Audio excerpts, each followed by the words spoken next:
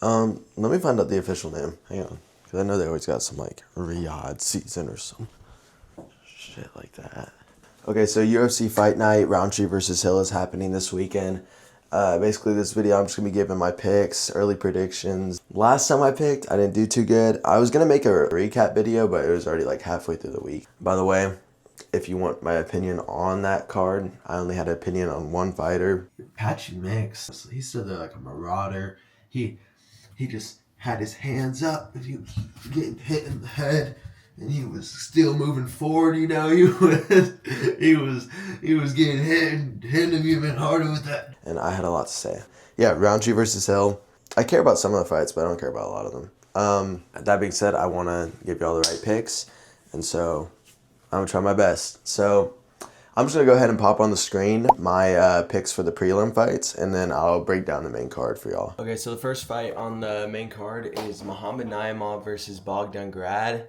I have Bogdan Grad by decision. Since the Nathaniel Wood fight for Naimov, I think it's pretty well known that Naimov did lose that fight. It was fixed for the setting, but the amount of fouls that he got away with no problem from the ref was absurd. I don't think he would have this fight right now if the true scoring happened for that fight. I don't think Bogdan Grad is a proven fighter yet. I think he has a lot of work to do with that bald ass head. If I see anyone getting at least a finish in this fight, I would pick Bogdan Grad. Honestly, I don't even think he'd get it. I don't pick it by finish, I just pick him by decision. I just think he has a lot more finishing ability in this fight than Naimov. Bogdan Grad by decision.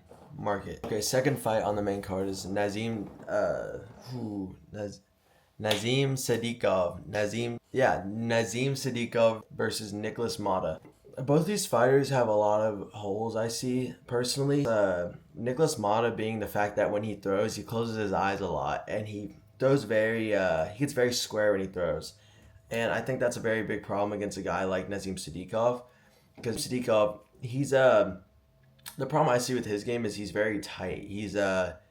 When he strikes, he's very tense. I don't think either of them look super relaxed, but I will say Sadykhov, he's not afraid to throw, and he throws very wild strikes. He's constantly moving. For a guy like Nikolas Motta, who most of his knockouts are by blitzing his opponent and kind of squinting his eyes, closing them, and he's throwing hooks. I do think a guy like Sadykhov can get maybe a head kick KO off that.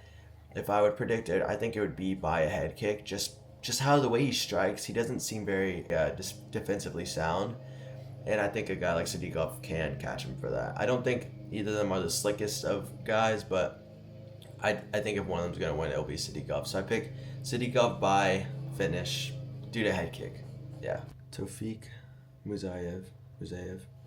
Okay, so third fight on the main card, Tofiq Musayev versus Myktybek Oralbai. Honestly, I think this is going to be a war on the feet. The thing about Oralbai is when he strikes, he's not afraid to take some hits and give some hits back.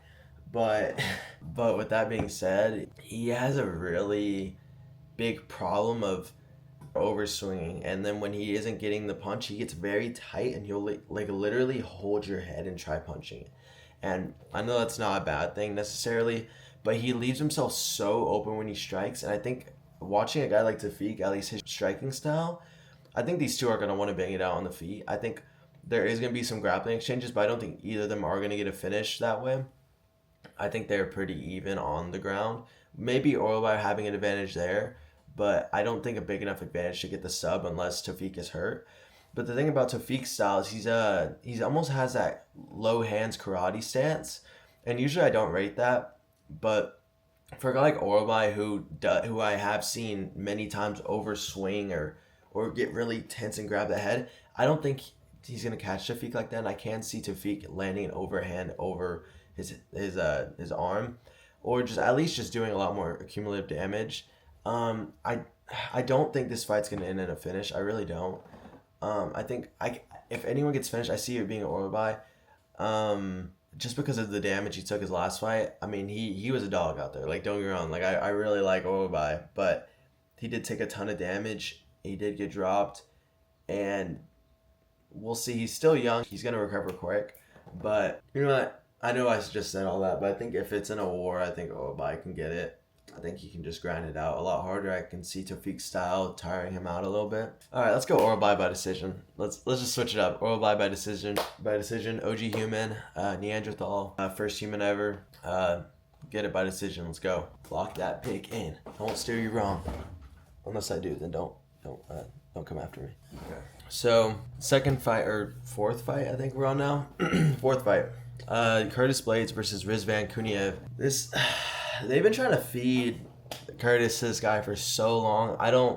I think it's something to do with Saudi Arabia. I think we all know what's going on right there. But I got my boy Curtis Blaydes winning this. Thing about Blaydes though, it's so annoying when there's a striker that he should not be on the feet with. Like if Curtis Blaydes were to fight Francis Ngannou, he would try striking with him. If he were to fight a heavyweight Charles Oliveira, he would try grappling with him. I think with Kuniev, I think he needs to grapple with him. I think that on the feet he does have the advantage. I think he's a lot tighter. But when you're against a heavyweight that's just Kuniev's a big dude. Curtis Blaydes is too, but I think Kuniev has the size advantage here. And I think Curtis needs to go for a takedown. I think on the feet he has a boxing advantage, but it's another one of those fights where it's like I honestly thought he was piecing up Aspinall, and then he gets clocked in the head because it's Aspinall. You like when you're in that heavyweight division, when that person has the power punch and then he lands it, you're done. Especially a guy like Blaydes who's been put out many times. He needs to grapple. I would love to see him grapple.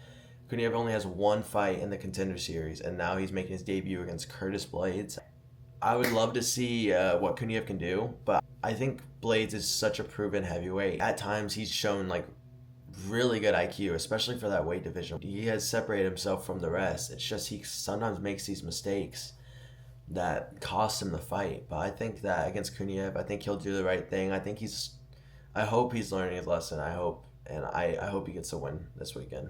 So yeah, I picked Curtis Blaydes by decision. I think it's gonna go all 3 rounds. I think if anyone gets finished, at least on the feet, I think it'll be Blaydes. Now with that being said, I don't think Kuniev's some like A-class striker. I just think he's just a big guy, and I know that's some crazy logic, but I mean I think with a guy like Blaydes, I think that's pretty logical. Like he's been finished multiple times by these big guys. I think you need to take him down. I would love to see that. So yeah, Curtis Blaydes, take him down, please. I really like you.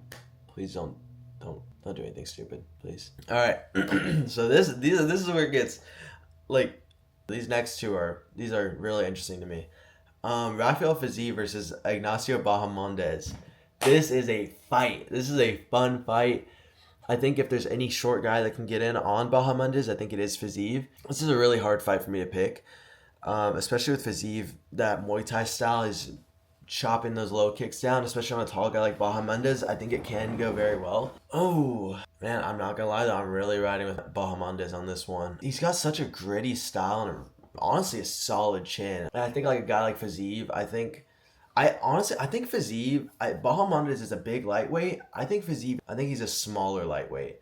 Like, I honestly saw it in the first Gaethje fight, and I saw it maybe even a little bit more in that second Gaethje fight. Just Fiziev is, he's very talented. He's very tight with his game, has amazing takedown defense, really good Muay Thai striking. But I think he's just a little too small for this weight class. Bahamondes is a tricky fighter, and he's really impressed me, especially with that Jalen Turner fight.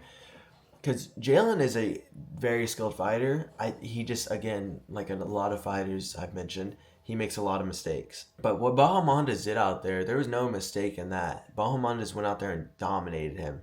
He submitted Jalen Turner. And the thing about Bahamondes is he's dangerous everywhere. Fiziev showed a new part of his game in the last Gaethje fight when I think he shot a takedown. And he might have even gotten it. I don't remember. I need to look back on that. But ever since this fight got announced, I have really been thinking, I think I'm going to pick Bahamondes for this one. I just think he's a very skilled up-and-comer. I think that he has what it takes to beat Fiziev, and dare I say, maybe even finish him. I could see him landing a long-rangey head kick or, I don't know. Fiziev's pretty tight with his defense. He's actually, Fiziev can really get in there, though. I do see Bahamondes though keeping him at range. I think Fiziev can get in there though with the strikes. He's shown that he can get in there. His defense is really tight. He's good at keeping his hands up, and that's gonna play an essential role in the main event. I'll get back to that, but Fiziev's very good at keeping his hands up. Maybe Fiziev will finish him. You know what? Oh no! I'm gonna stick with it. Bahamondes. I think Bahamondes by decision. I think Fiziev is good enough to not get finished. Even if he gets finished, doesn't mean he's bad. I just think that against a long guy like Bahamondes, I think Fiziev knows what it takes to survive. But I can see Bahamondes catching him, and especially being so long and having such a big advantage there. I think if he does catch Fiziev, I think he will finish him. So if he does finish Fiziev, I see it being late. I don't see it being early. Because I see this one being a scrappy fight. I think they will land very clean blows on each other, maybe even drop each other. This is gonna be a very fun fight. Yeah, I think it's almost guaranteed to be a fun fight. So yeah, I think if Bahamondes does end up hurting Fiziev, I think he will finish Fiziev. The Bahamondes will chase that finish. He's patient, but he's not patient to the point where it costs him the fight. And I know Fiziev had ring rust his last fight against Gaethje, like you could tell, it was pretty apparent. I don't know how he is after his injury, so I think the safer pick would be Bahamondes. And that's my pick. I picked Bahamondes by finish, round 3. Yeah. Let's get to the main event now. Khalil Rountree versus Jamahal. This is honestly a guaranteed fun fight. I'm going to go ahead and say I picked Khalil Rountree. I'm just going to start off by saying that, and then I'm going to tell you why. There's a big difference maker in this fight. And I noticed it with the Khalil Rountree fight against Pereira. Pereira, his last few opponents, except for Ankalaev, his last few opponents have this big problem of keeping their hands down. A lot of fighters like Yuri and stuff, they get away with it. But with a guy like Pereira, you have to. And I think that was the big difference maker between Khalil and every other opponent, was the fact that Khalil was keeping his hands up and he wasn't so open to get hit. I know it's duh, right? But that is going to be a big difference in this fight. I just think Jamahal Hill's coming off of 2 losses due to knockout. He's taking these fights very frequently. Like, this fight has been booked, like, I want to say, like, 2 or 3 times. Like, for sure. Like, I remember it. And I was like, why? Like, why is he taking these fights so quick? I think Jamahal Hill's chin is not going to be the same as it usually is. And against a power puncher like Khalil, I do think this fight will end in finish. I don't see this fight going to a decision. If it ends early, I think Khalil will finish him. If it ends late, I could see Khalil gassing out. He has shown that he will gas out, especially in that Pereira fight. Yeah, I think that was his first time going all 5 rounds, and this is another 5-round fight. Now, I want to say Jamahal Hill stands very straight up, and when he strikes, his feet are so close together sometimes. Like, I don't know how he didn't get caught earlier for it. And so I was hoping, in the preparation for this fight, I would see a different, not style, but different stance from Jamahal. But lo and behold, I was watching this morning, I was watching the pre-show, and it showed some sparring footage, and oh my gosh, he's just so open. Like, he's just so open to getting hit. And with that being said, though, I think because he does stand so tall, I think it could almost be an advantage for him against Khalil, because his style isn't super readable, I guess. He's not very easy to read because he is kind of unorthodox in his style. So I think if this fight does go the distance, I could see Jamahal Hill getting that finish. I just really am worried about his chin, and I could really just see Khalil hurting him. So if this fight goes the distance, I could see Jamahal Hill winning. If this fight ends early or within the first 3 rounds, I think it'll be Khalil Rountree, and I think it'll be by finish. So I think with that being said, I want to pick Khalil Rountree by finish. This is a very interesting fight. This is a very fun fight. I see him winning by like round 3. By finish, I think that eventually he will catch Jamahal early, especially with how tall he stands. I see it being a looping punch. Maybe even when Jamal's pulling back, it coming over the top. But yeah, those are my picks. UFC Fight Night, Rountree versus Hill. I think this is a interesting fight night, to say the least, or to say the most, honestly. But hey, we're getting fights this weekend. I'm not mad. I'm sure there's gonna be a lot of fun fights in here.